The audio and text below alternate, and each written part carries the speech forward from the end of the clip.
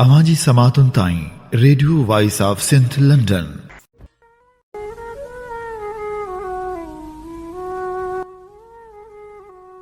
डोथी सा डोरियन जाजुए सुए न बुधे पासा मथे पाहणे खाहोड़ी खोड़ियन वया उत वोड़ियन जित निहायत का। भलारे बिट धणिजे भलारे बैत सा मुझ ही आवाज़ मुसाफ़िर radio voice of Sindh London ता थी दुनिया जी कुंड कुड़छ ताईं जंहिंजा माग बुचे पियो उन्हनि मिणी महिरबाननि खे सिक भरियो सलाम शाल क़बूल पवे।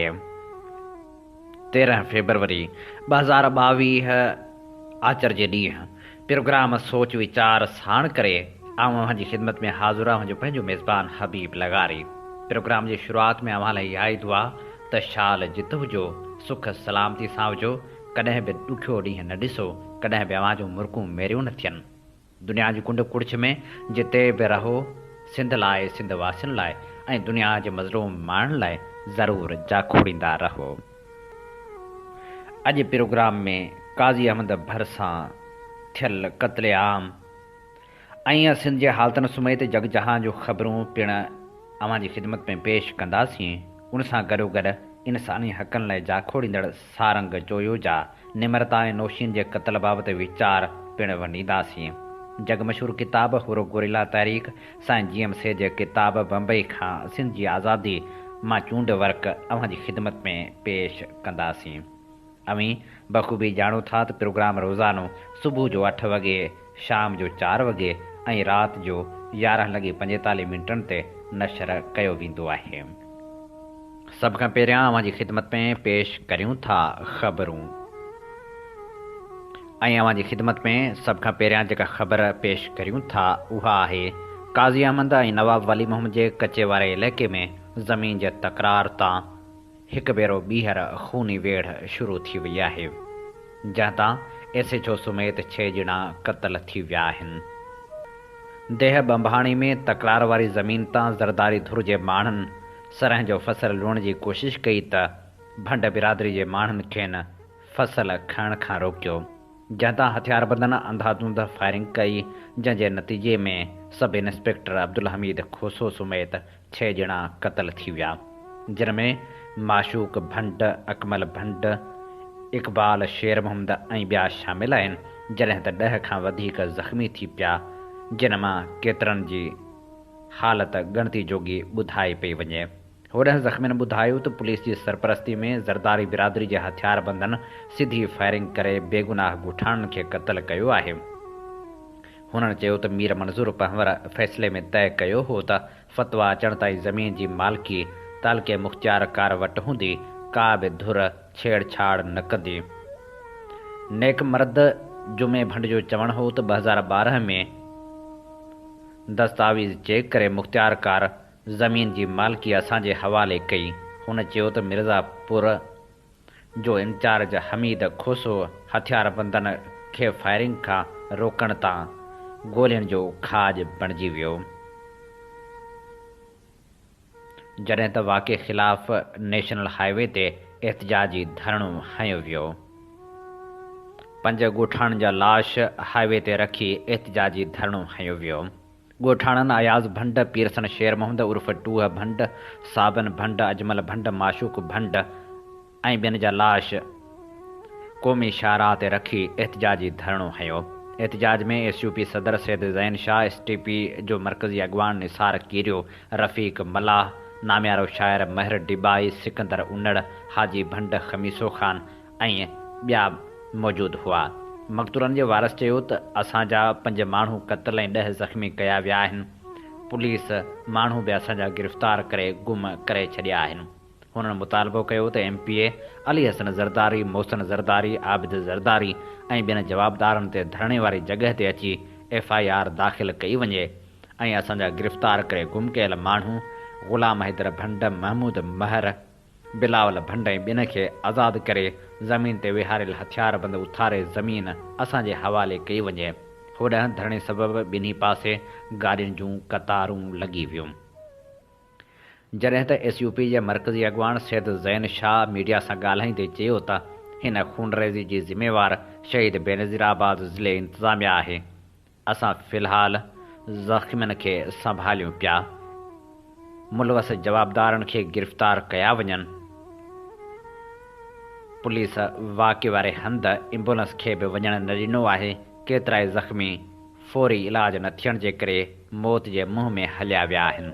हुन चयो त इंतिहाई अफ़सोसनाक वाक़ियो आहे। पुलिस सियासी विंगार वहंदे वाक़े खे ग़लति रंग ॾेई भंड ऐं ॿियनि बिरादरियुनि जा माण्हू गिरफ़्तार करणु चाहे थी। हुननि मुतालबो कयो त GIT ठाही वञे, जंहिंमें आर्मी या वफ़ाक़ी इदारनि जा माण्हू हुजनि। उहे शफ़ाफ़ इंक्वायरी कराए ॾियनि या अदालती कमीशन ठाही वञे।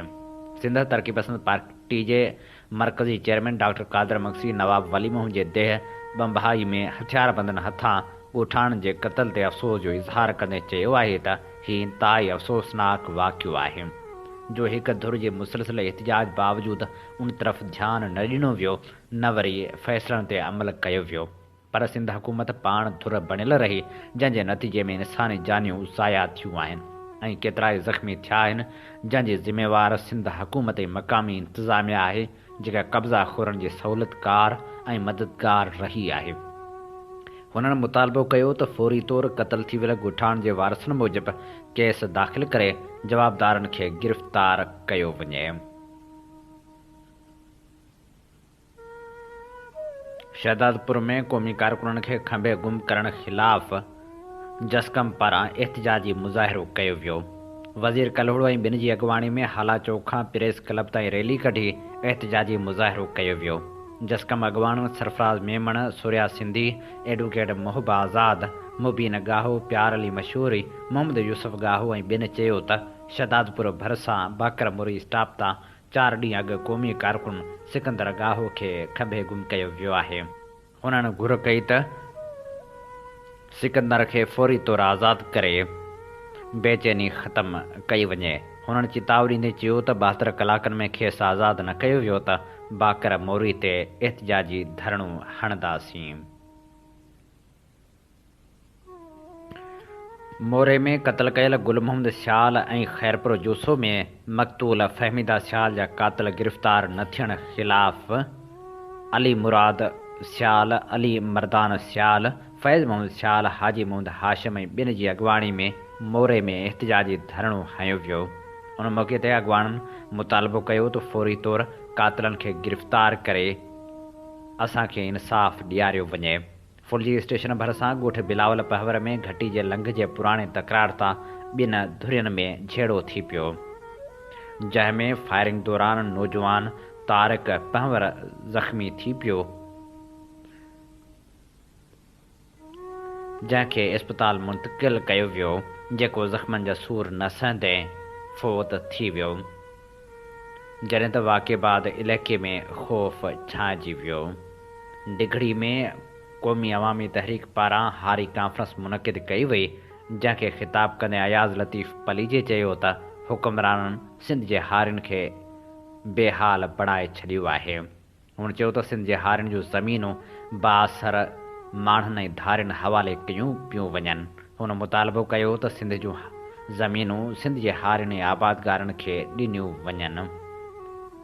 हुन चयो त धारी आबादकारी खे फ़ौरी तौरु नेकाली ॾिनी वञे ऐं मक़ामी माण्हुनि जा मसइला हल कया वञनि। ख़िताब कंदे अयाज़ लतीफ़ पलीजे जो वधीक चवणु हो त सिंध में आदमशुमारी बाबति असांखे ख़दशा आहिनि। हुननि चयो त सिंधियुनि खे अक़लियत में तब्दील करण जी कोशिशि कई पई वञे। मुतहदा ऐं PP गठजोड़ वसीले आदमशुमारी में ज़्यादती करणु चाहिनि थियूं।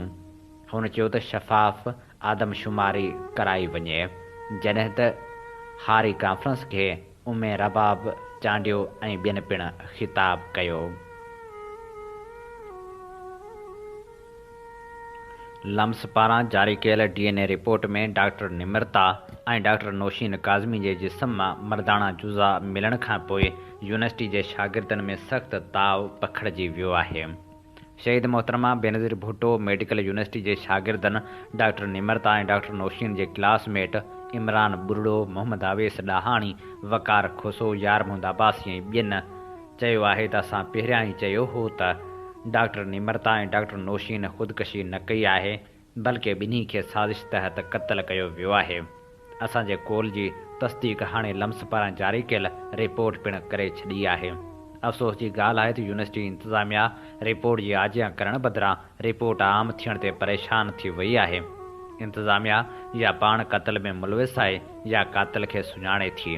हुन चयो त लम्स जी रिपोर्ट बाद यूनिवर्सिटी इंतिज़ामिया घुर्बल शकी माण्हुनि जी DNA लम्स खे फ़राहम करे त जीअं असल क़ातिलनि खे गिरफ़्त में आंदो वञे। हिन वक़्तु ॿिन्ही शागिर्दनि जा वारिस बि सख़्तु परेशान आहिनि।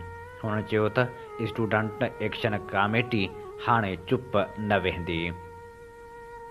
घरू खाते पारां चांडका मेडिकल कॉलेज जी हॉस्टल मां मुअल हालत में मिलियल डॉक्टर नौशीन काज़मी वारे वाक़े जी जुडिशल इंक्वायरी जे हुकम बाद जुडिशल कमेटी पंहिंजी जांच शुरू करे छॾी आहे।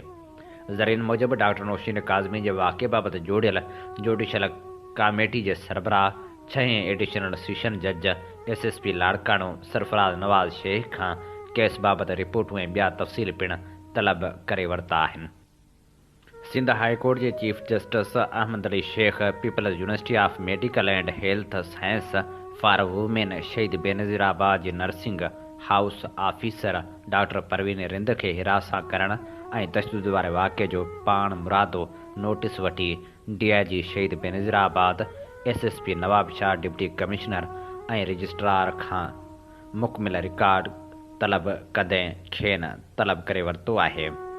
चीफ जस्टिस जे पाण मुरादे नोटिस वठण खां पोइ अमलदारनि में थरथलो मची वियो आहे। होॾे इल्ज़ाम हेठि आयल जवाबदार डायरेक्टर मुस्तफ़ा राजपूत खे पुलिस अञा ताईं गिरफ़्तार करे न सघी आहे। नवकोट पुलिस राजपूत बिरादरी जे नियाणियुनि खे अगवा ऐं ज़्यादती करण वारे केस में वधीक हिकु जवाबदार दिलकरार टंगड़ी खे बि गिरफ़्तार करे वरितो आहे। अहिड़ी रीति गिरफ़्तार कयल 16 जवाबदारनि दिलकरार टंगड़ी, पोढ़ो उर्फ़ बुढ़ो टंगड़ी, नवाब टंगड़ी, अकरम टंगड़ी, अली बख्श, मीर मोहम्मद, दिलबर, जलाल, रसूल बख्श ऐं ॿियनि खे सिविल जज 2 डिघड़ी जी अदालत में पेश कयो। नवकोट पुलिस ते फायरिंग जे इल्ज़ाम में गिरफ़्तार 4 जवाबदार पिणु अदालत में पेश कया विया। अदालत समूरनि जवाबदारनि खे 2 ॾींहनि जे जिस्मानी रिमांड ते पुलिस हवाले कयो। फरियादी धुर जे वकीलनि जे पैनल केस में दहशतगर्दी जा कलम हुअण करे अदालत खे दरख़्वास्त ॾिनी त केस दहशतगर्दी टोड़ अदालत मीरपुर ख़ासि मुंतक़िल कयो वञे। औरतनि 164 जो बयानु ॾींदे लजालूट जी तस्दीक कई आहे। घर ते हथियारबंदनि हथियारनि जे ज़ोर ते हमिलो करे ख़ौफ़ हिरास पखेड़ियो। परिणियल औरत ऐं नीगरी सां ज़्यादती कई वई, जिते मौजूद अदालत फरियादी धुर जे वकील जा दलील ॿुधण बाद सुभाणे ॾींहुं फ़ैसिलो ॿुधाईंदी। होॾांहुं नवकोट वाक़े जो मुख्य मुलज़िम गिरफ़्तार न थियण ख़िलाफ़ मुतासिर नारियुनि जे वारसनि राजपूत बिरादरी ऐं सिविल सोसाइटी जे नुमाइंदनि नवकोट स्टेशन रोड ते पिणु एहतिजाजी मुज़ाहिरो कयो। प्रोग्राम में ख़बरनि जो सिलसिलो जारी आहे। हिते शामिल करियूं था डॉक्टर निमरता ऐं डॉक्टर नौशीन वारनि वाक़िअनि ते इंसानी हक़नि लाइ जाखोड़ींदड़ नौजवान अॻुवाण सारंग जोयो जी ॻाल्हि ॿोल्हि। जीअं सिंध जीअं त तव्हांखे ख़बर आहे त ताज़ो DNA रिपोर्ट सिंध जी नियाणियुनि निमरता ऐं नौशीन जी जारी कई वई आहे ऐं इंतिहाई अफ़सोसनाक लम्हो आहे त तालीमी इदारा जेके इनक़लाब जूं नर्सरियूं हूंदा आहिनि, तालीमी इदारा जिन इदारनि मां नौजवान नियाणियूं ऐं नौजवान छोकिरा पंहिंजी फील्ड में महारत हासिल करण जे लाइ पढ़ंदा आहिनि ऐं पंहिंजनि वालदेन जा उहे ख्वाब पूरा करण जी कोशिशि कंदा आहिनि, पर गुज़िरियल तक़रीबन 1 ॾहाके खां उन्हनि मादरे इल्मनि जे अंदरि हिकु अहिड़ा अलमनाक ऐं अफ़सोसनाक ऐं इंसानियत जो कंध शर्म खां झुकाईंदड़ वाक़िया थियनि पिया, जिन वाक़िअनि ते सिंध जे बाशऊर शागिर्दनि, बाशऊर शागिर्दाणियुनि ऐं सिंध जे बाशऊर सियासी ज़हनियत रखंदड़ साथियुनि, सियासी जमायतुनि वक़्तन बवक़्तन न सिर्फ़ु आवाज़ उथारियो आहे पर उन ते पंहिंजो रदअमल बि ज़ाहिर कयो आहे ऐं जदोजहद कई आहे। असां जॾहिं सिंध यूनिवर्सिटी में पढ़ंदा हुआसीं त उन वक़्तु घटि में घटि इहा शइ चवंदा हुआसीं त अहिड़ो को बि वाक़ियो असांजी नज़र में न गुज़रियोसीं। न असां पहिरियों ॿुधो न ई असांजी पास आउट थियण खां 4 साल 5 सालनि खां पोइ बि अहिड़ो वाक़िया न थिया। पर जॾहिं खां सिंध यूनिवर्सिटी समेत सिंध जी समूरनि तालीमी इदारनि यूनिवर्सिटियुनि में शागिर्द सियासत ते बैन हयो वियो ऐं उन्हनि शागिर्द सियासत ते बैन हणण खां पोइ उन्हनि इदारनि में सिक्योरिटी फोर्सिस खे, रेंजर्स खे, ॿियनि इदारनि खे शागिर्द यूनियन जी ऑफिसुनि समेत शागिर्दनि जी हॉस्टलुनि ते कब्ज़ो करायो वियो ऐं वक़्त जे नाअहल हुक्मराननि पारां जेके सिफ़ारिशी बुनियादनि ते पंहिंजा खाटाऊ पुट वाइस चांसलर जेके मुक़ररु कया विया उनखां पोइ ॼण त यूनिवर्सिटियूं हिकिड़ो वहशतनाक ॾेख ॾियणु लॻियूं ऐं उते अहिड़ा अफ़सोसनाक वाक़िया जनम वठंदा रहिया। तव्हांजे ॾाढो नाइला रिंद जो वाक़ियो बि साम्हूं आहे जंहिंखे बि ख़ुदकुशी जो रंग ॾिनो वियो ऐं उनखां पोइ निमरता चंदाणी ऐं नौशीन चाणका मेडिकल यूनिवर्सिटी कॉलेज जूं शागिर्दाणियूं जिन जा बि फाहो लॻल लाश जेके मिलिया ऐं उन ॿिन्ही खे ख़ुदकुशी जो रंग ॾिनो वियो। पर ताज़ो जेका लम्स इंतिज़ामिया संदन DNA जी रिपोर्ट ॾिनी आहे उन मां वाज़े थियो आहे त इन ॿिन्ही नियाणियुनि सां हिकु ई माण्हू ज़्यादती कई आहे ऐं इहो शक बि ॾेखारियो वियो आहे त इन ॿिन्ही नियाणियुनि जे क़त्ल में उहो हिकिड़ो ई शख़्स मुलवस आहे। सो इंतिहाई अफ़सोसनाक ऐं अलमनाक इहा ख़बर आहे ऐं तालीमी इदारनि जे अंदरि अहिड़ा जेके अमल थियनि पिया। वरी ताज़ो असांजी भेण क़ाइदे आम यूनिवर्सिटी शागिर्दाणी फरज़ाना जमाली सां सेक्शुअल हेरासमेंट खां पोइ पीपल्स मेडिकल शाहिद बेनज़ीर यूनिवर्सिटी नवाबशाह में ताज़ो परवीन रिंद जो वाक़ियो साम्हूं आयो आहे जंहिं नियाणीअ सां बि उस्ताद जे हिकिड़े पैगंबर वारे पेशे में बघड़ लिखियल हिकिड़े वहशी दरिंदनि पारां खेसि ब्लैकमेल कयो वियो आहे मार्कुनि जे बुनियादनि ते ऐं उन्हनि खे सेक्शुअली हिरास करण जी कोशिशि कई वई आहे। सभ खां पहिरियों आऊं पंहिंजी तंज़ीम सिंध सुजागी फोरम पारां इन्हनि समूरनि वाक़ियनि जी सख़्तु निंदा कयां थो ऐं मुतालबो थो कयां त हिकदमि इन्हनि वाक़ियनि में मुलवस उन अमलदारनि जे ख़िलाफ़ उन्हनि उस्ताद सियासी जेके बघड़नि वहशी बघड़नि उन्हनि जे ख़िलाफ़ क़दम खयो वञे न त ॿी सूरत में सिंध सुजागी फोरम समूरनि सियासी जमायतुनि सां गॾिजी ऐं शागिर्द जमायतुनि सां गॾिजी हिकिड़ो मज़बूत लाहे अमल जोड़े मुस्तक़िल बुनियादनि ते हिकु तहरीक हलाईंदी, एहतिजाजी तहरीक हलाईंदी ऐं उहा एहतिजाजी तहरीक केसिताईं जारी रहंदी जेसीं ताईं अहिड़नि समूरनि किरदारनि खे वाइको नथो कयो वञे ऐं उन्हनि खे सज़ा नथी ॾिनी वञे।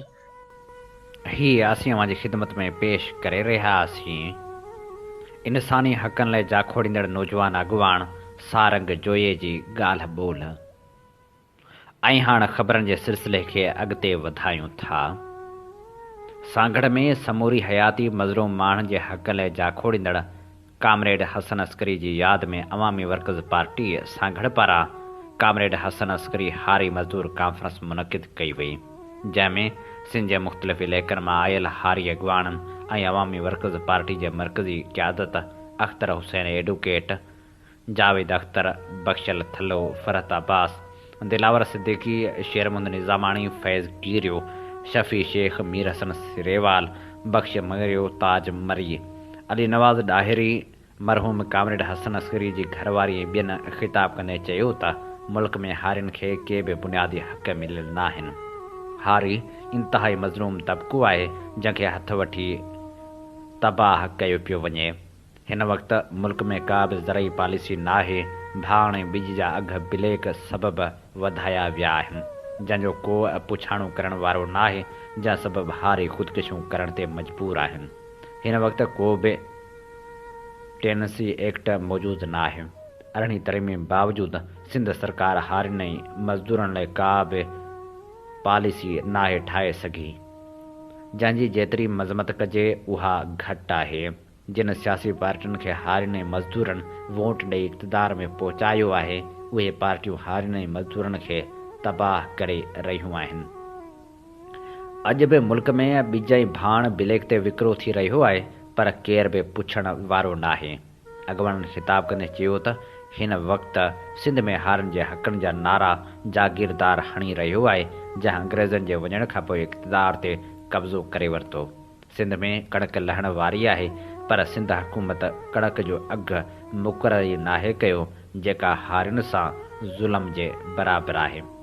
कंहिं बि इक़्तिदारी सियासी पार्टी वटि का बि ज़रई ऐं हारे तोड़े मज़दूर जी पॉलिसी नाहे। सभई हारनई मज़दूरनि जे वोटनि ते इक़्तिदार में अची हारनई मज़दूरनि खे तबाह कंदड़ क़ुवतनि जो साथ ॾेई रहिया आहिनि। हाणे सभु सियासी धुरियूं ॿिरनि मां ॿाहिरि निकिरी आयूं आहिनि। हाणे उन्हनि खां इलेक्शन जे वर्क दौरान पुछाणो कयो वेंदो। अॻवाननि काज़ी अहमद में ज़मीन ते कब्ज़े मामले तां SHO समेत 6 हारनि जे शहीद थियण वारे वाक़े जी मज़मत कंदे जवाबदारनि खे गिरफ़्तार करण जो मुतालबो पिणु कयो। वफ़ाक़ी हुकूमत हिकु भेरो ॿीहर अवाम मथां बिजली जो बम किराए छॾियो आहे। बिजली जे फ़ी यूनिट में 3 रुपया 10 पैसा वाध कई वई आहे। हाणे अवाम मथां 26 अरब 40 करोड़ रुपयनि जो इज़ाफ़ी बार पवंदो। नेपरा माहिवार फ्यूल चार्जिस एडजस्टमेंट जी मद में महांगाई जी मारियल अवाम मथां बिजली जो बम किरायो। इहा वाध फेबरवरी जे बिलनि में लागू हूंदी। मुल्क में हिकु हफ़्ते दौरान आम वाहिपे वारनि शयुनि जे क़ीमतनि में वाध ऐं घटिताई जो सिलसिलो जारी रहियो। शुमारियात खाते जी हफ़्तेवार रिपोर्ट मूजिबि 16 आम वाहिपे वारनि शयुनि जे अघनि में वाध थी ऐं 14 शयुनि जी क़ीमतनि में घटिताई रिकॉर्ड कई वई, जॾहिं त 21 शयुनि जे क़ीमतनि में इस्तेहकाम रहियो। रिपोर्ट में ॿुधायो वियो आहे त हिकु हफ़्ते दौरान ज़िंदा कुकड़ जो अघु 11.49 रुपया फ़ी किलोग्राम जी वाध सां 214 रुपया 88 पैसा फ़ी किलो थी वियो, जॾहिं त थूम जो अघु 23.29 रुपया इज़ाफ़े सां 354 रुपया फ़ी किलो थियो।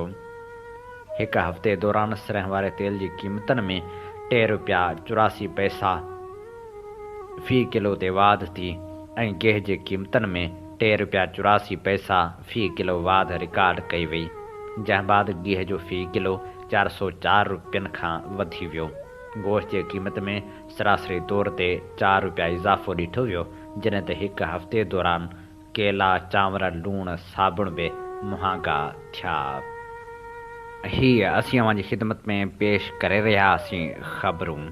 अमीं ॿुधी रहिया आहियो radio voice of Sindh London ऐं आउं असां मुखातिब जो पंहिंजो मेज़बान आहियां हबीब लगारी।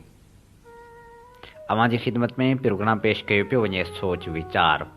जीअं त अमीं चङी रीति ॼाणूं था त असीं अव्हांजी ख़िदमत में उहे प्रोग्राम पेश कंदा आहियूं जिन में सुजाॻी जा सॾ हूंदा आहिनि, जिन में शऊर जी ॻाल्हि हूंदी आहे। जेकॾहिं अमीं असांजा गुज़िरियल प्रोग्राम ॿुधणु चाहियो था, हींअर यूट्यूब ते वञी सर्च करियो radio voice of Sindh London.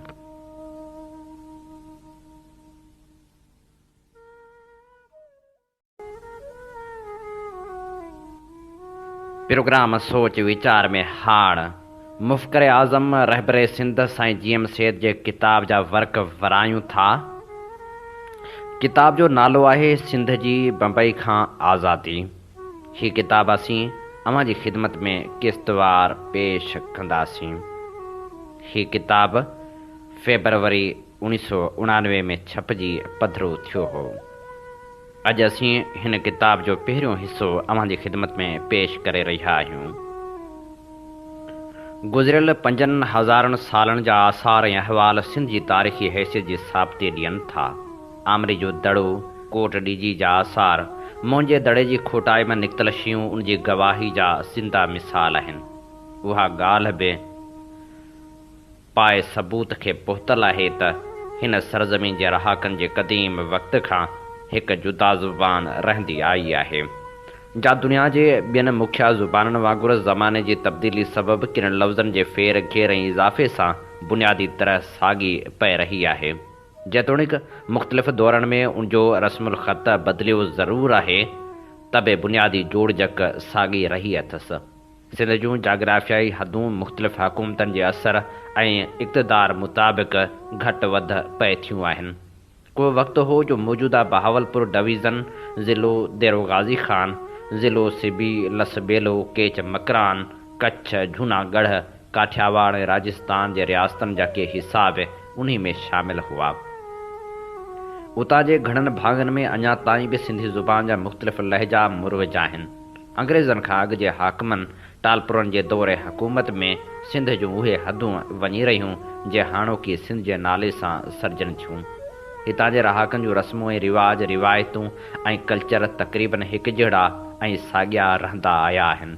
हुबुल वतनी, गैरत, महिमान नवाज़ी, रवादारी, फ़राख़ दिली, कम आज़ारी ऐं आज़ादी जी ख़्वाहिश संदन रिवायात जा मुख्य जुज़ा पे रहिया आहिनि।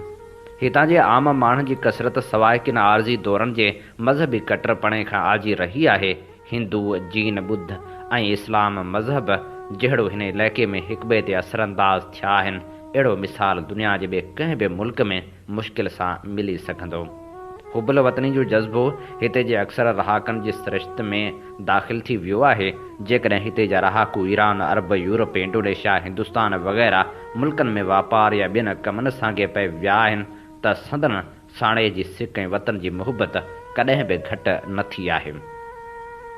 जबल जे रहाकू जानवर सरह वांगुरु जंहिंजूं अखियूं ॿीअ ज़मीन ते रहण जे बावजूदु सदाई जबल ॾे वाझाईंदियूं रहंदियूं आहिनि, तीअं हिननि खे बि सिंध खां सवाइ ॿी सरज़मीन ते सुख कोन अचे। वतन जी आज़ादी लाइ तड़प बि मंझाइनि कॾहिं न निकिती आहे।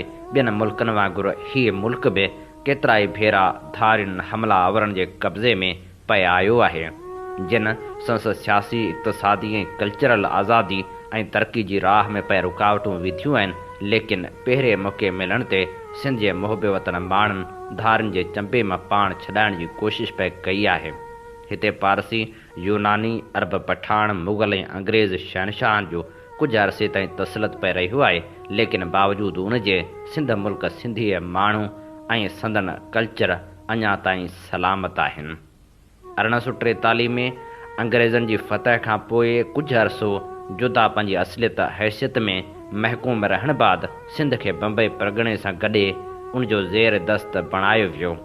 बम्बई प्रेसिडेंसीअ जे उन्ही बालादस्ती खां छुटकारे हासिल करण लाइ सिंध जेका जदोजहद कई, उहो संस तारीख़ जो हिकु सुनहरी बाब आहे। हिन किताब जे में आऊं सिंध जी आज़ादी जे उन जदोजहद जो मुख़्तसर अहवाल सिंध जे बाहिम्मत ऐं बाशऊर नौजवान जे मुताले ऐं वीचार लाइ पेश करे रहियो आहियां। मुग़ल शहनशाहनि जे ओज वक़्तु सिंध कुझु वक़्त लाइ संदन ताबे रही, लेकिन सिंध हुकूमत जे ज़वाल बाद हीअ नादर शाह जे ॾींहनि में पठान जे मातहत थी वई। उनखां पोइ आहिस्ते आहिस्ते थी हू आज़ादु थी, जेतोणीकि संस लाॻापो ऐं ज़ेरदस्ती पठान सां पोइ बि रहंदी आई।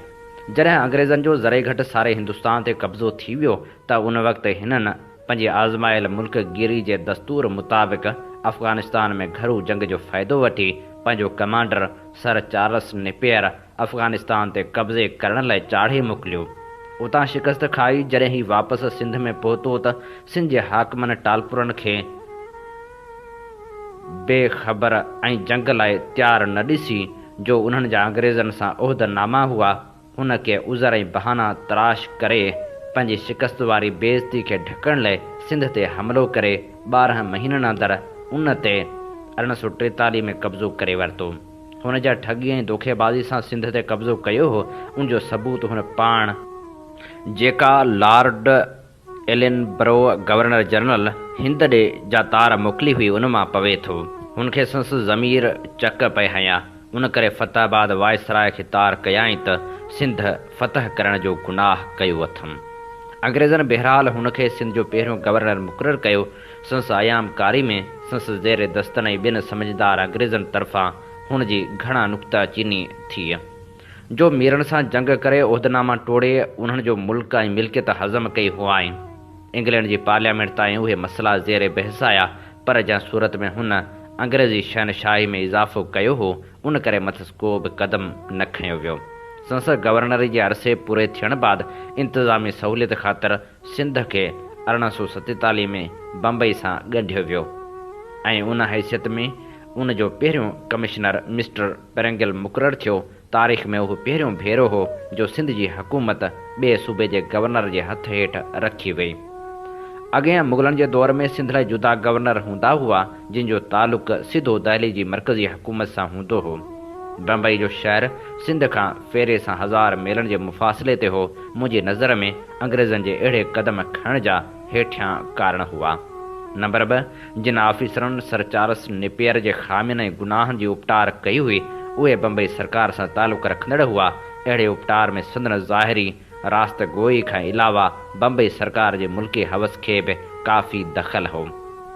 उहिदनि जो वाधारो ऐं पैदाश ऐं इराज़ी जो वाधारो उन जा मुख्य कारण हुआ।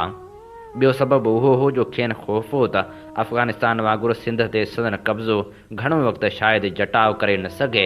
अफ़गानिस्तान खे अंग्रेज़नि उॿराए करे फ़तह कयो हो, जितां खेनि थोरे वक़्त बाद शिकस्त खाए ॿाहिरि निकिरणो पियो। घणनि अंग्रेज़नि खे सिंध जे गैरतमंद बलोच समाट क़ौमनि जे हुबल वतनी जे जज़्बे खां डपु वेठल हो त हू बि पठाणनि वांगुरु बग़ावत करे जल्द मुल्क खे आज़ादु कराए छॾींदा।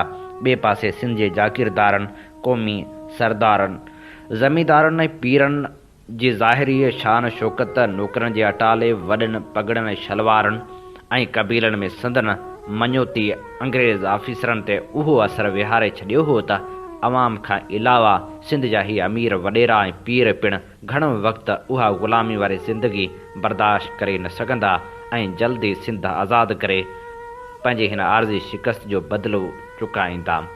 जंहिंमां अंग्रेज़नि खे बदनामी ऐं नुक़सान खां सवाइ ॿियो कुझु बि पले कोन पवंदो। लेकिन जॾहिं सिंध फ़तह करण बाद सर चार्ल्स नेपियर हैदराबाद में दरबार कोठाई, उन में मथियण तबिके जे हिननि माण्हुनि खे संदन जाकीरनि ऐं ज़मीननि मोटाए ॾियण, इनामनि ऐं ख़लतनि ॾियण जो ऐलान कयो, बशर्तिया के हू अंग्रेज़नि जी बैत कनि त तवक़ा जे ख़िलाफ़ उन तबिके जे माण्हुनि जो जे अञा कालोनी काल मीरनि जा नमक ख़्वार थी रहिया हुआ, हैदराबाद में एतिरो हुजूम अची गॾु थियो जो पहिरियां त अंग्रेज़ अमलदारनि ते ख़ौफ़ वेही वियो त मतां ओचितो बग़ावत करे वरी शहर ते कब्ज़ो करे वञनि ऐं उन ख़ौफ़ में हुननि पंहिंजे ऐं शहर जे बचाव लाइ रस्ते ते अंग्रेज़ी सोल्जरनि जो एॾो तइदादु बीहारे छॾियो जो गर्मी जी शिदत करे उन्हनि मां कई सौ बीमार थी मरी विया। लेकिन बग़ावत जे झगड़ो को बि कोन थियो। उन्हनि पीरनि, अमीरनि ऐं वॾेरनि मां हर हिकु धारनि जी ग़ुलामी जो तोक ॻिची में विझण लाइ ॿिए खां अॻिराई करे रहियो हो ऐं सवाइ किन मख़सूस ख़ानदाननि जे, जिन मां असांजो ख़ानदान बि हिकु हो। ॿियनि सभिनी 5-9 हाकिमनि जी बैत कई। पंहिंजी खल, पंहिंजी मिल्कियत ऐं पंहिंजे वॾे माण्हू खे बचाइण लाइ अंग्रेज़ हाकिम जी हिन बैत में हितां जा जागीरदार, ज़मींदार, वॾा पीर सभु शामिल हुआ। हू उन वक़्तु ख़ुदि मतलबी, बाहिमी एतमाद ऐं दुश्मनी, अयाशी ऐं तन परवरी करे अहिड़ा बुज़दिल ऐं बेहिमत थी विया हुआ जो हुननि तरफ़ां न फ़क़्ति चूं चराग कान थी, बल्कि हुननि पंहिंजी पगड़ बचाइण जो सोलो रस्तो ई उन में ॾिठो त धारियुनि हाकिमनि जी कंजक झले बीहनि ऐं उन जी छांव में पंहिंजी वॾेरप, पीरी ऐं सरदारी क़ाइमु रखनि। जंहिं ॻाल्हि अंग्रेज़ी हुकूमत ते उहो असरु विहारे छॾियो त जेकॾहिं उन क्लास खे कुझु लालचाए ऐं कुझु हिसाए ताबह रखियो वेंदो त मुल्क में बग़ावत थियण जो इम्कान न हूंदो। उन करे बेपरवाह थी हुननि सिंध खे बम्बई खाते सां मिलाए छॾण में का बि हरकत न ॾिठी। मीर साहिबनि पंहिंजे आख़िरी दौर में शिकारगाहनि ऐं अयाशी में ॾींहं गुज़ारणु वधीक पसंदि थे कयो, जंहिं करे मुल्की ज़राइत में वाधारो थी न सघियो हो ऐं आमदनी घटि थी वई हुई। उनखां अलावा अंग्रेज़नि सियासी मुसलहत ख़ातिर जॾहिं जागीरूं बहाल कयूं त ज़मीन जो चङो ख़ासो हिसो सिधी सरकारी कब्ज़े मां निकिरी वियो। होॾां वॾियुनि ज़मींदारनि जी मौजूदगी में अंग्रेज़नि सम्झो त वाहन जी खोटाई ऐं सुधार जो कमु ज़िमीदार पाणे कंदा, पर उन्हनि जी कसरत बि अयाश ऐं आसाइश पसंदि हुअण करे उन तरफ़ ध्यानु ॾियण खां क़ासिर रहे। संदन नफ़े लाइ सरकार ख़र्च करे वाह खोटाए वधीक आबादी कराइण ज़रूरी नथे सम्झे, उन करे सिंध मां घणी उपज जे इम्काननि खे महदूद ज़ाहिर करे ऐं जुदा सूबे जो ख़र्च बर्दाश्त करणु नुक़सानकार ॼाणाए उनखे बम्बई खाते सां ॻंढे छॾण में ख़र्च जी बचत ऐं किफ़ायत जो ऐलान कयो वियो। बहरहाल बम्बई जे दौर दराज़ पंध ते हुअण करे आमदरफ़ ख़तो किताबत ऐं इंतिज़ामी नज़रदारी जे दुश्वारियुनि नवनि अंग्रेज़ हाकिमनि खे थोरे वक़्त अंदरि मजबूर कयो त 1868 धारे सिंध एक्ट पास करे बम्बई गवर्नर जे घणनि इख़्तियारनि खे सिंध जे कमिश्नर जे सुपर्द करे छॾियनि। उन करे सिंध क़ानूनी ऐं माली तरह सां बम्बई खाते सां जकड़ियल हुजण सां गॾु इंतिज़ामी तरह नीम आज़ाद हुई। जंहिं नीम आज़ादी जी भयानक सूरत ही हुई जो सिंध जे कमिश्नर जा इख़्तियार बम्बई खाते जे कमिश्नर खां वधीक हिकु मतलकल अनान हाकिम जहिड़ा रहण लॻा। नतीजे तौरु ही मुल्क वॾनि ऑफिसरनि लाइ शिकारगाह ऐं निढनि लाइ चरागाह थी कमु अचणु लॻो। हिन सूरतहाल में अंग्रेज़ी अमलदारनि जी सिंध बनिस्बत पॉलिसी इहा रही त जागीरदारनि ज़िमीदारनि पीरनि ऐं क़ौमी सरदारनि खे रिआयतूं ऐं मदद ॾेई पंहिंजो मती रखंदा अचनि, जंहिं वरी अमलदारनि जी मदद सां ग़रीब अवाम खे कमज़ोर बणाए पंहिंजो मुहताज रखणु लॻा। सिंध ऐं सिंध जी अवाम जी हिन ॿिटी मजबूरी जो नतीजो इहो निकितो जो अवाम विया रोज़ बरोज़ मिसकीन कमज़ोर ऐं मुहताज बणिबा ऐं सरकार परस्त टूडी ख़ानदान विया मिल्कियतूं गॾु कंदा ऐं ज़ोर वठंदा। उन्हनि जी मोतबरी जो सारो दारमदार कामरुनि ते हो, जंहिं अंग्रेज़नि जी साम्राजी पॉलिसी बम्बई प्रेसिडेंसी जे ॾोराहे ऐं धारे इंतिज़ामी ॼार ऐं मतलकल अनान कमिश्नर जी आपेशाही जा औज़ार थी पिए हलिया ऐं पंहिंजी पंहिंजी जाइ ते ऐं पंहिंजे पंहिंजे इख़्तियार जे दायरे में ॾहकाव ऐं फुरलुट जा नादर बणिया। माण्हुनि जा साह मुठ में झलियो बीठा थिए रहिया। मुल्क में रिश्वत रसाई ऐं लापे जो दस्तूर आम जाम थी वियो। खाते जा वॾा अमलदार साल में हफ़्तो ॾेढ मस सिंध जे गश्त ते ईंदा हुआ ऐं शिकार करे ऐं शराब कबाब खाई पी पंहिंजे नाइबनि ऐं दोस्तनि खे डिघो रसो ॾियो हलिया वेंदा हुआ। ईअं सिंध जे रस्तनि वाहन तालीम इंसाफ़ ऐं सिहत जे हालत ज़बून थींदी रही। सिंध खे हिकु कराची जो बंदरगाह हो, पर उनखे बावजूदि उनजे जो उहो बम्बई खां विलायत खे वेझो वधाए सुधारे दुरुस्त नथे कयो वियो। बंदरगाह जी तामीर ऐं तरक़ी जो समूरो ख़र्च बम्बई जे नज़र थींदो रहियो। उन वक़्तु मुल्क जूं कहिड़ियूं हालतूं हुयूं, उन बाबति मिस्टर भेरूमल महरचंद जे लिखियल किताब सिंध जे हिंदनि जी तारीख़ मां वरितल हेठिएं हवाले में ख़बर पइजी सघंदी। बम्बई खां कराची ताईं टपाल जी सहूलियत लाइ हिकु नंढो जहाज़ अच वञ कंदो हो, जंहिंमें थोरा मुसाफ़िर चाढ़ींदा हुआ। उन वक़्तु कराची में कॉलेज अञा कोन खुलियो हो, तंहिं करे हाई स्कूल जी तालीम खां पोइ शागिर्द मैट्रिक इम्तिहान ॾियण लाइ बम्बई वेंदा हुआ। पहिरियां सिंधी शागिर्द जिन खे उस्तादनि हिमथाए बम्बई में मैट्रिक इम्तिहान ॾियण लाइ मोकिलियो से हेठियां हुआ: दीवान नवल राय, दीवान ॾियाराम जेठमल, दीवान कोड़मल चंदनमल खलनाणी ऐं मिस्टर चूहड़मल कुंदनमल पंजाबी। उन्हनि मां फ़क़्ति मिस्टर चूहड़मल पंजाबी मैट्रिक में पास थियो। ॿियनि टिनि ॼणनि ॿीहर बम्बई वञी इम्तिहान ॾियण जी हिमत न सारे जो निढड़े जहाज़ जे लोॾनि ऐं दोॾनि अहिड़ो त बेज़ार ऐं तंग कयो हुअनि जो वरी बम्बई वञण खां बान भरे छॾियाऊं। हूअ मैट्रिक पास करण खां सवाइ वञी नौकिरी खे लॻा। उन बाद सेठ आलूमल टिकमदास हो जो सीनो साहे कंहिं दुंगी में चढ़ी बम्बई लाइ रवानो थियो ऐं 15-16 ॾींहंनि जे सामुंडी सफ़र बाद बम्बई पहुतो। ख़ुश्की रस्ते बि सफ़र निहायत अड़ांघो हो। कराची खां कोटड़ी ताईं रेल 1861 में जारी थी। उन खां अॻु माण्हू उठण जे काफ़िलनि ज़रिए कोटड़ी पहुचंदा हुआ। बम्बई वञण लाइ कोटड़ी खां मुल्तान ताईं आगबूट रस्ते वञणो पवंदो हो। मुल्तान खां लाहौर ऐं लाहौर खां दिल्ली ताईं वरी रेलवे रस्तो हो।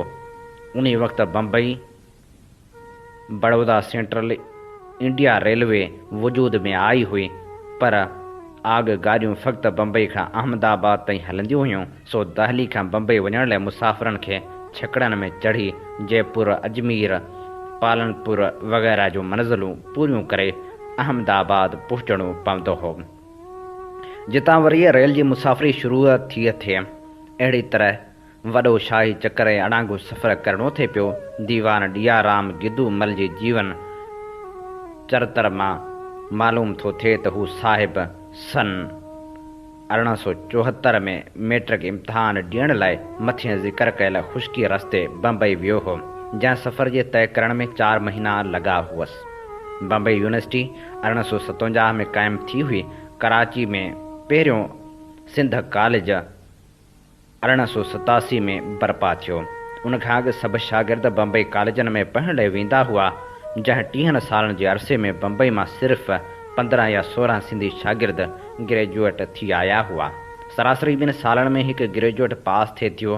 प्राइमरी तालीम लाइ बि सिंध में थोरा स्कूल हूंदा हुआ। घणो करे छोकिरा अॻूणनि मुला स्कूलनि में तालीम वठंदा हुआ। मुल्क में पुलिस खाते जो वॾो आज़ार हूंदो हो। साल ब साल बदमाशनि जूं लिस्टूं पुलिस तरफ़ां ठहंदियूं हुयूं, जिन में अक्सर ई उन्हनि चङनि मुड़ुसनि खे रुजू कयो वेंदो हो जंहिं पुलिस जे पुठ बेगर में कोताही कंदा हुआ या ख़ुददार हूंदा हुआ, या उन्हनि ग़रीबनि खे रुजू कयो वेंदो हो जंहिं पुलिस जे दलाल ज़िमीदार जे सॾ ते न ईंदा हुआ या संदन नाजाइज़ नाज़ बरदारियूं बर्दाश्त न कंदा हुआ। अहिड़ी तरह ॻोठनि में रहाकू कंहिं बि माण्हू खे जुरत कान थींदी हुई जो पुलिस जे जमादार जे हुकुम जी इनहराफ़ी करे चोरी थियण वक़्तु आम माण्हू खे थाणे ते घुराए हया सोज़ ऐं अज़ाबावर सज़ाऊं ॾिनियूं वेंदियूं हुयूं। शके माण्हुनि जे ज़ालनि खे थाणे ते घुराए आम माण्हुनि अॻियां उन्हनि जी बेहुरमती कई वेंदी हुई। रसाई लापो छेड़ बेगर आम हुआ, जेतोणीकि ऑफिसरनि ऐं अमलदारनि जे मुल्क में गश्त ते निकिरण जो मक़सदु आम माण्हुनि जी फ़रियाद सुणी दाद करण लाइ हो, पर हालतूं उन जे बरक्स हूंदियूं हुयूं। उटलो उहे गश्त ग़रीब ऐं मिसकिन माण्हुनि लाइ वॾी मुसीबत ऐं कष्ट जा कारण बणिबा हुआ। ऑफिसर गश्त ते निकिरंदा हुआ त पटेवाला बूटलगर अॻे ई मंज़िलगाह ते वञी कड़कंदा हुआ। बेगर शुरू थी वेंदी हुई। उहे माण्हुनि खे ॾाढ़ी खां वठी तंबू हणाईंदा हुआ। नायक हुकुम कंदो हो त साहिब बहादुर लाइ ही शयूं घुरबल हुयूं। दुंबा बकरा बेज़ा खीर मखण शराब गाह काठियूं वग़ैरह सभु अॻु गॾु थींदियूं हुयूं। मुख़्तियारकार हेड मुंशी तपेदार या ॿियो जेको ख़िदमत में हूंदो हो त खे हिमत न थींदी हुई जो बाफ़ ॿाहिरि कढे। रसाई में का उणाई घटिताई थी त नायक ऐं बटलर मुंहं ते मुंहुं चाढ़े वेंदा हुआ। न को तंबू खोड़ींदा हुआ ऐं न कोई चांहि वग़ैरह तयारु कंदा हुआ। खाधो त खाधो जे माग रहियो। साहिब बहादुर सवारी करे मंज़िल ते पहुचण बाद कुझु बि तयारु थियल न ॾिसी सबबु पुछंदो हो त ही वठी दाहूं करे ज़ेर दस्तनि ख़िलाफ़ के जो के चई वेंदा हुआ। बसि साहिब तपी बाह थी वेंदो हो। कामरनि ऐं ज़िमीदारनि ते गारियुनि ऐं लानतनि जो फ़हको पवणु शुरू थी वेंदो हो। मतिलबु त कामोरा ऐं ज़िमीदार मुसीबत में अची वेंदा हुआ। तंहिं करे कामोरा ऐं ज़िमीदार साहिबनि जे नायकनि ऐं बटलरनि जी हर तरह जी पूराई कंदा हुआ। हुनजो खीसो बि गरम करे छॾींदा हुआ त भल कुतनि जे वात में हॾ पियो हुजे। किन नायकनि ऐं बटलरनि बाबति चवण में ईंदो हो त हूअ तेसीं ताईं तंबू जो किलो ई न हणाईंदा हुआ जेसीं ताईं खेनि मुक़ररु रक़म न मिलंदी हुई। हीअ असीं अव्हांजी ख़िदमत में पेश करे रहिया हुआसीं मुफ़्कर आज़म रहबर सिंध साईं GM सैद जे किताब सिंध जी बम्बई खां आज़ादी जी पहिरीं क़िस्त। अमी ॿुधी रहिया आहियो radio voice of Sindh London ऐं अव्हांजी ख़िदमत में प्रोग्राम पेश कयो पियो वञे सोच वीचार जे हिन सफ़र में आऊं अव्हां सां मुख़ातिब अव्हांजो पंहिंजो मेज़बान आहियां हबीब लगारी। जीअं त अमी चङी रीति ॼाणो था त radio voice of Sindh London तां असीं अव्हांजी ख़िदमत में उहे प्रोग्राम पेश कंदा आहियूं जिन में सुजागी जा सॾ हूंदा आहिनि, जिन में शऊर भरियूं ॻाल्हियूं हूंदियूं आहिनि, जिन में तारीख़ जा किसा हूंदा आहिनि ऐं तारीख़ जा वर्क हूंदा आहिनि ऐं असीं अव्हांजी ख़िदमत में अमल किताबनि मां चूंड वर्क बि पेश कंदा आहियूं। असीं चाहियूं था radio voice of Sindh London जो ही शऊर भरियो आवाज़ अञा बि वधीक मज़बूत ऐं सगारो थिए। उन लाइ असांखे अव्हांजे साथ सहकार जी ज़रूरत आहे। असीं पंहिंजा प्रोग्राम मुख़्तलिफ़ वसीलनि जे ज़रिए अव्हां ताईं पहुचायूं था। फेसबुक यूट्यूब वसीले पिणु असांजा प्रोग्राम अव्हां ताईं पहुचनि था। अवी हींअर ई फेसबुक ते या यूट्यूब ते वञी सर्च करियो radio voice of Sindh London ऐं असांजा प्रोग्राम ॿियनि दोस्तनि ताईं बि पहुचायो त जीअं सुजाॻी जा सॾ वधि मां वधि माण्हुनि जे मन ताईं पहुची सघनि। प्रोग्राम सोच वीचार में हाणे उन तारीख़ी किताब जा वर्क वरायूं था जंहिंजो नालो आहे हुर गोरिला तहरीक। अॼु असीं अवां जी ख़िदमत में पेश कंदासीं मज़मून सिंध में हुर हलचल जी 3 क़िस्त। हीउ मज़मून major general retired Wisal Mohammad Khan जो लिखियलु आहे जंहिंजो सिंधी में तर्जुमो कयो आहे ग़ुलाम हुसैन रंगरेज़। जी हा, अॼु असीं अवां जी ख़िदमत में पेश करे रहिया आहियूं हिन किताब जी 3 क़िस्त। सिविल इंतिज़ामिया बहाल कई वई हुई ऐं फ़ौजी जाइ ते फ्रंटियर कांस्टेबलरी ऐं सिंध राइफल्स मुक़ररु कई, छाकाणि त अंदाज़ो हो त सिंध पुलिस अकेले सिर हालतुनि खे मुंहुं ॾियण जे लाइक़ु न हुई। शहरी इंतिज़ामिया खे मुंहुं ॾियण लाइ हुरनि अटकल करे हेठिएं अमलदारनि खे रिश्वत ते हिरायो ऐं मंझंदि फोट विधी। सीनियर अमलदार रोज़मर्रा जे मसइलनि खे मुंहुं ॾियण में रुधल रहंदा हुआ, उन्ही करे ॾोहारियुनि ख़िलाफ़ु पंहिंजी ताक़त पूरी रीति इस्तेमालु करण जे लाइक़ु न हुआ। हुननि तरफ़ां वधीक ई बंदोबस्त बि कयो वियो हो त हुननि खे कमायतियूं ख़बरूं लगातार मिलंदियूं रहनि ऐं हुकूमत खे हुर बिरादरी बाबति को बि इतलाह न मिली सघे। हुननि पंहिंजे मक़सद खे माणण लाइ पीर खां फुरियल मुरीदनि ऐं उन्हनि मक़ामी माण्हुनि जो सफ़ायो करणु शुरू कयो जेके मथनि चुगलियूं हणंदा ऐं सरकार जी जासूसी कंदा हुआ। हुननि खे जेके बि गदार अनासर हथ चढ़ंदा हुआ उन्हनि खे क़त्ल करे छॾींदा हुआ। उन्हनि गदारनि मां केतिरनि पंहिंजी जान जी हिफ़ाज़त लाइ हुकूमत खां मुआवज़नि जी घुर कई, पर तंहिं हूंदे बि संदन अंत आंदो वियो। सिविल इंतिज़ामिया ऐं मार्शला जे नक्श क़दम ते हलंदे माण्हुनि खे सांगड़ जी पिसगरदाई वारनि ॻोठनि मां कढी चंद कैंपनि में वॾनि ॻोठनि में अची वाड़ियो जिते मथनि सरकारी अमलदार मुक़ररु कया विया। जुलाई 1946 में हुरनि लाहौर मैल किराइण जो फ़ैसिलो कयो। उन मक़सद सां बहावलपुर रियासत जे इलाइक़े में रेल जूं फिश प्लेटूं अखोड़ियूं वयूं। जीअं त रेल 2 कलाक लेट अची रही हुई, उन करे उनखां अॻु ईंदड़ माल गाॾी पटड़ी तां लही हादसे जो शिकार थी वई। इंतिज़ामिया फ़क़ीरनि खे कोड़की में फसाइण जी रिथार थी ऐं मुंहिंजे ज़ाती मालूमात मुताबिक़ उहा काफ़ी हद ताईं कामयाबु वई। इंतिज़ामिया पीर साहिब जे ख़ज़ाने हथियारनि जे ज़ख़ीरनि खे जिन लाइ ख़्यालु हो त मुख़्तलिफ़ हंधनि ते दफ़न थियल आहिनि ॻोल्हे लहण जी वॾी जाखोड़ कई, पर उहे कोशिशूं अजायूं साबित थियूं ऐं चढ़ाई में का बि शइ हथ न आई। अहिड़ा इतलाह असांखे बि ॾिना विया हुआ, पर असां उन्हनि इतलाहनि खे ग़लति सम्झंदे रद्द करे छॾियो। पाकिस्तान जे वजूद में अचण खां पोइ बि हुरनि जूं बाग़ियाना सरगर्मियूं के क़दुरु जारी रहियूं। हाणे सिविल इंतिज़ामिया ते उहा ॻाल्हि पधरी थी वई हुई त सिर्फ़ु ज़िंदा पीर ई हुर बिरादरी ते ज़ाब्तो रखी सघियो थे। मसइलो ही हो त जेसिताईं हुरनि खे पीर सबतुल्लाह शहीद जी ज़िंदा हुअण जो यकीन हूंदो तेसिताईं उहे कंहिं ॿिए पीर खे पागारो क़बूल न कंदा। उन्ही करे पीर सबतुल्लाह जी शहादत ऐं संसद वॾे पुटु सैयद सिकंदर शाह जे पागारे बणजण खे काफ़ी मशहूरी ॾिनी वई। ख़ुशकिस्मती सां हुरनि हुन खे पंहिंजे पीउ जो सही जानशीन क़बूल करे वरितो ऐं रूहानी रहबरी लाइ हुन ॾांहुं वाझाइण लॻा। नए पीर जे जानशीन खां पोइ कुझु वक़्त ताईं किन हुरनि महज़ इश्तियाल ख़ातिर या जानशीनी खां बेख़बर हुअण करे पंहिंजो सरगर्मियूं जारी रखियूं। हुरनि सां ज़ाती राब्ते दौरान आउं संदन बहादुरी रेगिस्तानी इलाइक़े में संदन तेज़ रफ़्तारी हालतुनि जी सही कथ करण जी सलाहियत ऐं मक़सद ख़ातिर जान कुर्बान करण जी तड़प खां बेहद मुतासिर थियुसि। इहो ई सबबु हो जो 1965 वारी पाक हिंद जंग दौरान मूं हुननि जी भर्ती जी सिफ़ारिश कई। मूं वारी सिफ़ारिश ते आर्मी जे कमांडर इन चीफ गोरिला वेड लाइ हुरनि जी भर्ती लाइ हुकूमत खे गुज़ारिश कई। उहा गुज़ारिश क़बूल कई वई ऐं हुरनि जे लश्कर खे रेगिस्तानी इलाइक़े में जंग करण लाइ आर्मी सां गॾु रखियो वियो।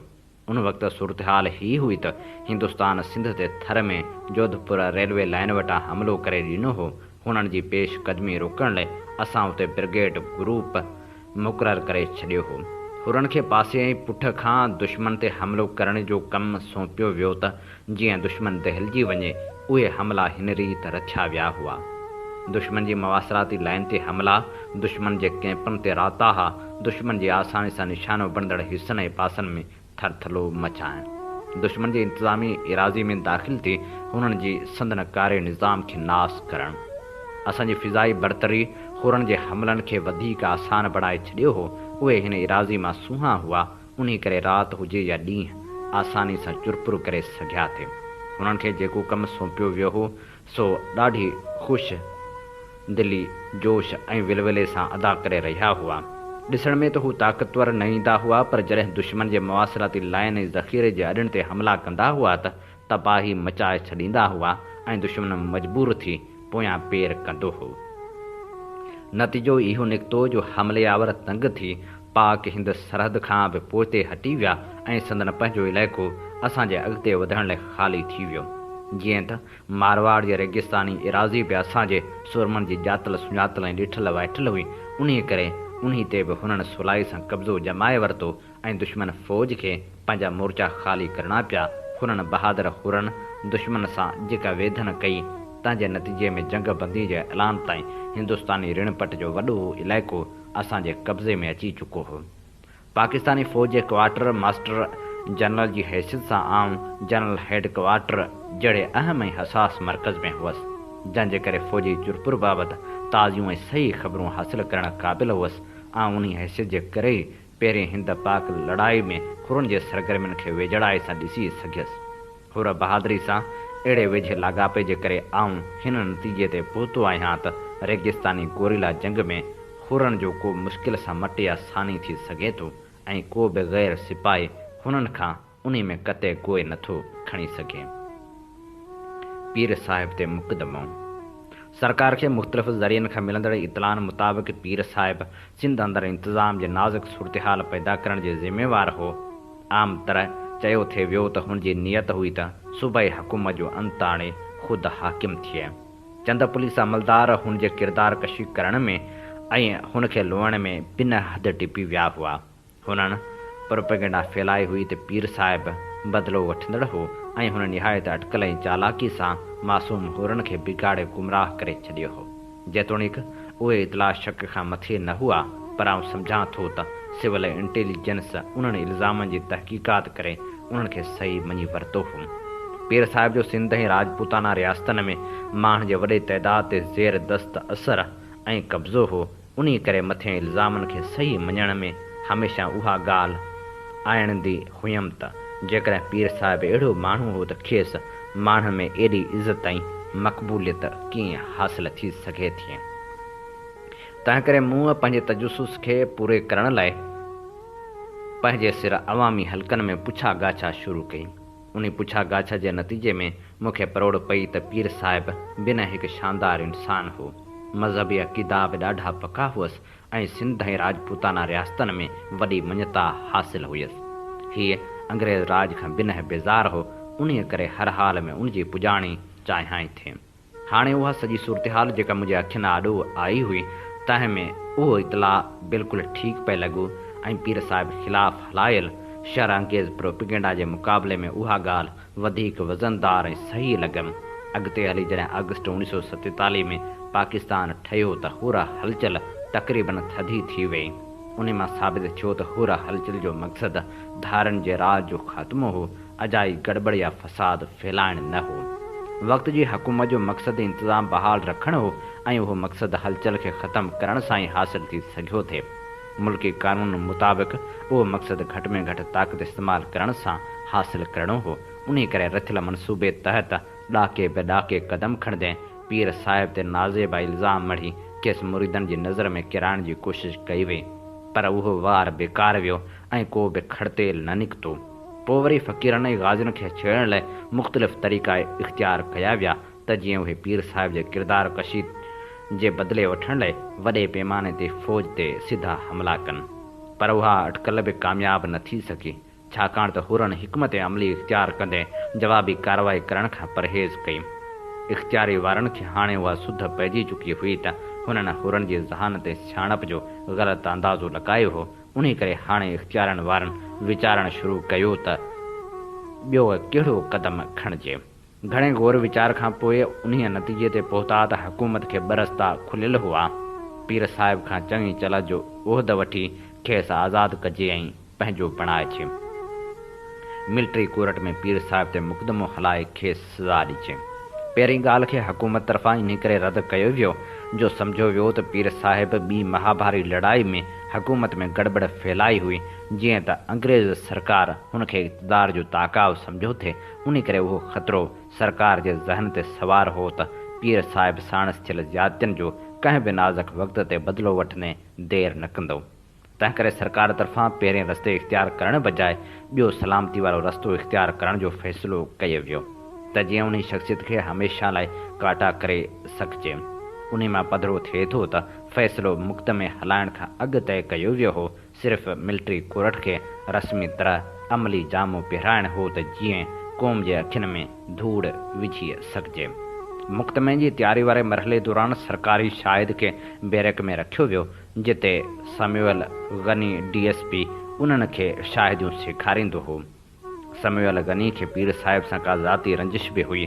उन्हीअ इतला मिलण ते मूं ज़ाती तरह कानूनी कार्रवाई कंदे ममनू इलाइक़े जो ओचितो दौरो कयो। मूं उहा report brigadier Langlands deputy force commander खे मोकिले ॾिनी, पर तॾहिं वेतर ताजुब थियुमि जो मूं वारी रिपोर्ट ॿुधी न ॿुधी करे रदी जी टोकरी हवाले कई वई। मथे ज़िक्र कयल वाक़िअनि ज़हन में काफ़ी मुंझारा पैदा करे छॾिया हुआ, पर सिर्फ़ तजसुस ख़ातिर मुक़दमे जे पहिरें ॾींहुं कुझु कलाकनि लाइ मिलिट्री कोर्ट में मौजूदु रही केस जी कार्रवाई ॾिसंदो रहियुसि। उन्हीअ जुड़तूअ मुक़दमे जी मस्करी एॾो कख कयमि जो पूरे थियण खां अॻु उथी हलियो वियुसि। हूअं बि उहो मुक़दमो मुंहिंजे इख़्तियारात जी हद खां ॿाहिरि जो हो। कोर्ट में मौजूदगी दौरान अखियुनि जेके ॾिठो ऐं कननि जेके ॿुधो, तंहिंजो तत हेठि पेश करियां थो।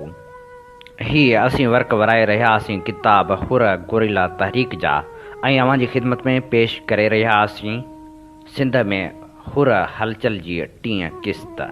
हीअ मज़मून major general retired Wisal Ahmed Khan जो लिखियलु आहे, जंहिंजो सिंधी तर्जुमो कयो आहे ग़ुलाम हुसैन रंगरेज़। इन ते प्रोग्राम सोच वीचार जो वक़्तु पंहिंजी पुॼाणी ते पहुचे थो। पंहिंजे मेज़बान हबीब लगारी खे इन साॻी दुआ सां ॾींदा इजाज़त। वसे भिट तुंहिंजी भलारा सदा सदा देश परदेस सारा वसन। कॾहिं सींध सिंजी न मेरी थिए, कॾहिं मोड़ कंहिंजा न मुरझाइजनि।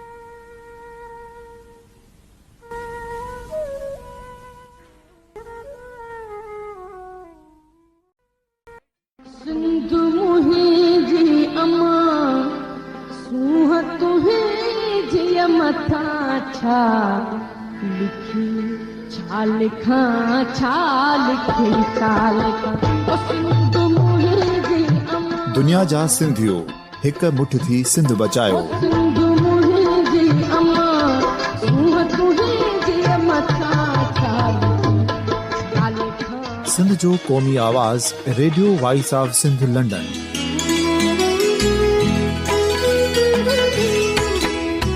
Radio voice of Sindh London पंहिंजी नशरियात में सिंध जी सियासत, समाज, इक़्तिसादियात, तारीख़, क़ौमी उमंगुनि ऐं इख़्लाक़ियात मुतलिक़ सिंध जी हक़ीक़ी तर्जुमानी कंदे प्रोग्रामनि खे असराइतो बणाइण लाइ सिंध जे घण घुरनि ऐं धरतीअ सां प्यार कंदड़ अदीबनि, दानिश्वरनि, सहाफ़ियुनि, उस्तादनि, वकीलनि ऐं हर तबिके जे मानवारनि सजणनि खे सिंध में शऊरी इनक़लाब लाइ सहकार जो सॾु ॾियूं था।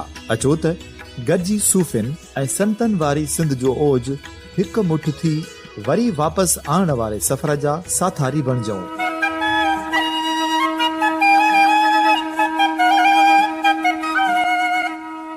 हिकु नए सुबुह जी शुरूआत जो पड़ाॾो घर घर, ॻोठ ॻोठ ऐं शहर शहर ताईं पहुचायो। शाल सिंध आबाद ऐं ख़ुशहाल थिए, सिंधी माण्हू सुखियो ऐं सताबो थिए।